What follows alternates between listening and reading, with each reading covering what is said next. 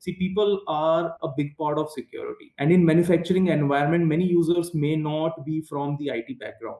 Right. So spreading awareness and building a security first culture is very, very crucial. And last but not the least, getting the leadership involved. See, without management support or, even the plant leadership support, right? Even the best security plan can fail. These days, we have emerging technologies like AI, which is rapidly transforming both attack and defense. So, how are these technologies or AI in particular, do you see it impacting the threat landscape when we talk about OT security? And how are you as a leader able to leverage it in your strategy? So, Simran, in my opinion, AI is going to play a major role in shaping the future of cybersecurity. Definitely, both in how attackers operate and how defenders respond. So, from a threat perspective, attackers are already using AI to launch more targeted, faster, and smarter attacks. Correct. And phishing campaigns are more convincing nowadays. Malware is evolving quicker, and deepfakes are becoming a real, issue for the organizations, and not only for the organization but for the entire nation also. So these means the traditional ways of detecting and responding to threats are no longer enough, right? So on the defense side, I believe AI can really help security team in several ways, like enhancing the threat intelligence capability. So AI can process vast amount of data, threat data, and it can highlight what's relevant, helping us stay ahead of the emerging threat.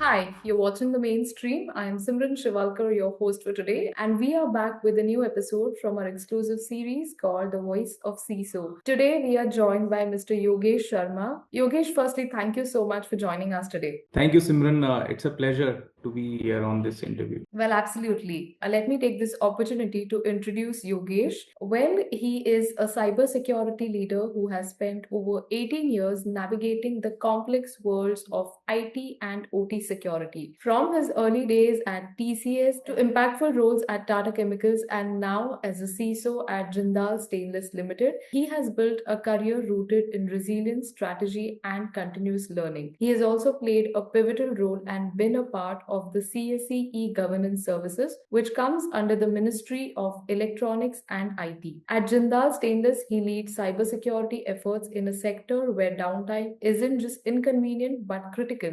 His approach blends technical rigor with business alignment, and he's deeply committed to building security first cultures across all the levels of the organization. In today's episode of Voice of CISO, we will try to understand his journey, the evolving threat landscape, and what it really takes to protect critical infrastructure in today's world. Well, without any further ado, let's begin. Mr. Sharma, like I said, you have had a rich journey right from TCS, Tata Chemicals, and now Jindal Stainless. Can you tell us a bit about your journey and what key moments or any decisions that have kind of shaped your path to becoming a CISO today? Thank you, Simran, for the introduction and for the invitation. My journey in cybersecurity started many years ago with the TCS. During my time there, I worked on various roles in cybersecurity like delivery, pre-sales, marketing, managing analyst relations, vendors, and partnerships. So this wide exposure actually helped me understand how different areas of cybersecurity are connected. One important thing which I realized was that while many people become experts in a specific security area like network security or cloud security, etc., very few actually get to see how all these areas work together to protect the entire organization. So that's a big picture view which really interested me. I also understood the value of working closely with not just the IT teams but also business leaders, partners, and regulators. I think cybersecurity is not just about technology, right? Anymore, it plays a key role in supporting business goals. I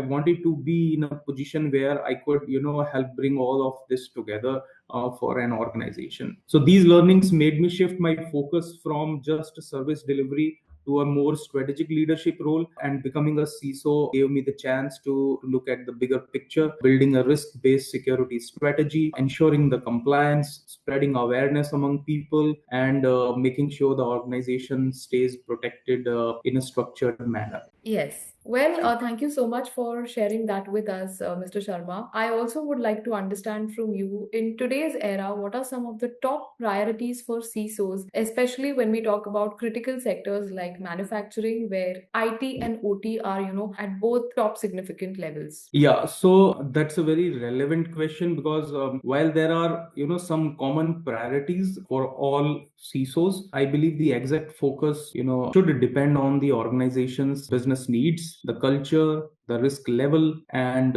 most importantly, how much support one can get from the management. In a manufacturing environment where both IT and OT systems are running, the challenges are different. Here, we are not just protecting the data, but also physical security and people security is paramount. So the CISO's role becomes even more critical. And based on my experience with my current organization or with my erstwhile organization, I believe some key priorities could be: one is understanding and managing the risk, right? Because organization face different kind of threats. It's important to understand what kind of risk apply to our setup, right? Every Right. organization works in a different manner. Like ransomware, whether ransomware affecting the production, that is the biggest concern, or third party risk is the biggest concern, and then focusing on what actually matters most. Second is supporting the business goals, because security should not be a blocker for business, it should support it. So our role is to make sure that security is built into the business processes, especially in the areas like production or digital transformation and the safety within the environment, the OT environment. The third is the IT and OT, bringing both together. So I believe, like OT systems like PLCs or SCADA, usually see they do not have strong security controls. They are legacy systems running on legacy applications running on legacy systems. That's the environment in the manufacturing industry. So one of the key tasks is to create a common security approach for both IT and OT, which should not affect the plant operations, because that is crucial. The another point is building a security aware culture. See, people are a big part of security, and in manufacturing environment, many users may not be from the IT background, Right. right? So spreading awareness and building a security first culture is very, very crucial. And last but not the least, getting the leadership involved. See, without management support, or even the plant leadership support, right, even the best security plan can fail. So we need to keep the leadership informed using clear dashboard metrics, KPIs. Somewhere we have to show the return of investment, right? Because security's return of investment is always intangible, right? So we have to show them so they stay engaged. They should feel like the investment, the effort which we are putting in, actually bringing some value to the organization. So that is something which will motivate them also to be involved in security effort. So if I sum it up, tools and technology are important, but understanding the business and creating a practical, well supported security strategy is something which really drives success for security leaders. Absolutely. And taking cues from what you just said, that it is very critical to have the security first approach, especially for sectors like manufacturing. At the same time, I believe manufacturing environments, they come with their unique cybersecurity risks. So throughout the years, what are some of the biggest challenges or the unique risk, the complicated risk that you have kind of encountered when it comes to securing OT systems, and how have you been able to address them? So as far as the challenges, the first is, I believe, getting plant leadership aligned is very, very important. That's a big challenge, because in a manufacturing facility there could be multiple plants, and typically every plant has their own head of the department or plant heads, right? Which ultimately then they have their own operations team. So bringing them all on the same page, creating that alignment is very, very crucial, because their buy-in is crucial to execute security initiative effectively on the shop floor, right? Without their support, it's difficult to implement even basic controls, right? So security leaders need to clearly communicate the risk and the benefits in the business term. The second important, which you can say a challenge, is dealing with the legacy system and applications. See, many OT systems are old, proprietary, and they are not built with security in mind. So you can't replace or upgrade them overnight. A gradual risk-based strategy is required, one which can focus on critical systems first, applying compensatory controls where direct fixes are not possible. Then one another important challenge could be mapping and managing the attack surface, right? So OT networks often have a large and complex and poorly documented attack surface. So understanding what systems are connected, where the risk lie, it takes time, and security leaders must address these gaps step by step while ensuring there is no disruption to the production. Then balancing the security investment with business need, again, right? Technology, you can buy technology, you can implement technology, all that is possible, but balancing the investment with the business need is something which is very very critical, specifically important for the senior leadership or management. And at last, the availability of skilled and dedicated resources on site. See, unlike IT, OT environment are physically demanding. A lot of heat, dust, and noise are part of the job there, and it's not easy to find people who are motivated, skilled, and who are comfortable working in such environment, right? And that can also manage security tasks. So building local capability and offering ongoing trainings, that is very very necessary. And I think these are the points which are challenging, and the security leaders need to focus more on that. Rightly said. So, I mean, like you suggested, when it comes to managing OT security, it can be a little tricky. Managing the resources, the skill set, it's not very seamless process. But again, we are living in a very digitally evolved era these days. We have emerging technologies like AI, which is rapidly transforming both attack and defense. So, how are these technologies, or AI in particular, do you see it impacting the threat landscape when we talk about OT security? And how are you as a leader able to leverage it in your strategy? So, Simran, in my opinion, AI is going to play a major role in shaping the future of cybersecurity. Definitely, both in how attackers operate and how defenders respond. So, from a threat perspective, attackers are already using AI to launch more targeted, faster, and smarter attacks. Correct. And phishing campaigns are more convincing nowadays. Malware is evolving quicker, and deepfakes are becoming a real, issue for the organizations, and not only for the organization but for the entire nation also. So these means the traditional ways of detecting and responding to threats are no longer enough, right? So on the defense side, I believe AI can really help security team in several ways, like enhancing the threat intelligence capability. So AI can process vast amount of data, threat data, and it can highlight what's relevant, helping us stay ahead of the emerging threat. The second could be assisting in the threat hunting and TTP detection. TTP is your tactic, techniques, and procedures, right? So by analyzing the patterns across the IT and OT environment, AI can help identify the attack behaviors early, before they can cause damage to the organization. Another is automating the risk assessment and governance or compliance processes. I think that is very very important for people like CISOs or other security leaders. So instead of manual checks, AI can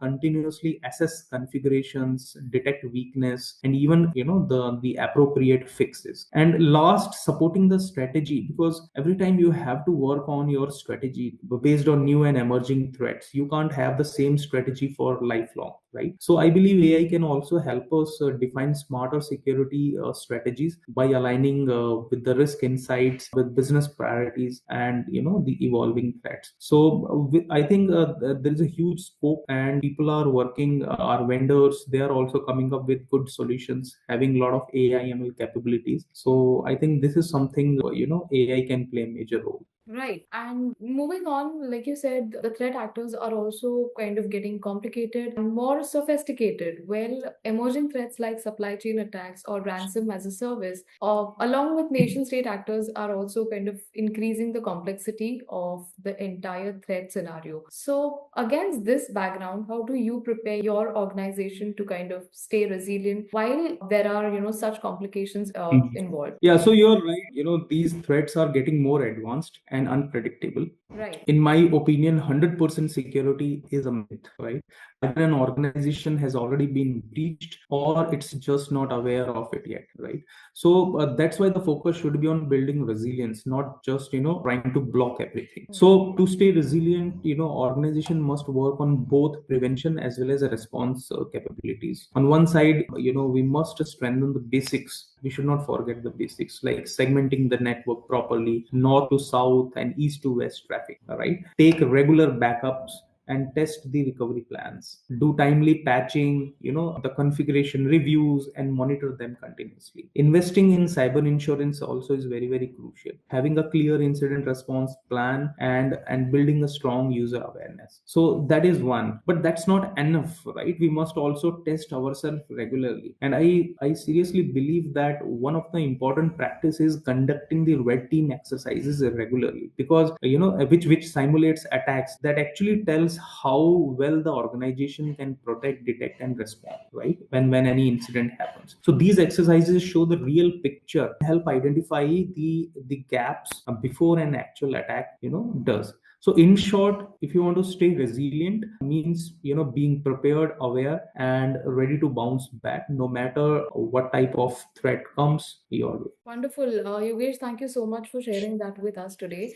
Like you said, there needs to be some kind of internal assessment and training as well. And from what I understand, I think when we talk about cybersecurity, it goes beyond tools and technologies. It is also more about people and the culture within an organization. So, from your point of view as a leader, how do you build awareness and kind of drive an accountability across different levels of organization to have this ecosystem adapted? So, Simon, this is a topic which is actually very close to my heart also. So today, many organizations, they invest in security awareness through, mandatory awareness courses, phishing simulations, online Right. sessions, quizzes, etc., etc. But in my opinion, having a clear strategy and support from various internal stakeholders is something that truly makes a difference. So, for example, like building a network of security champions across the departments or locations that will help spread awareness locally and create a stronger, security culture. That is one. Also, in-person sessions. I'm a firm believer of that. In-person sessions that are interactive or gamified definitely will work much better. When learning is fun and practical, people engage more and they remember better. So it gives them, the real experience spotting the threats instead of just reading the theory, right, or watching some video. And one important thing which I have learned, is that you can't force people,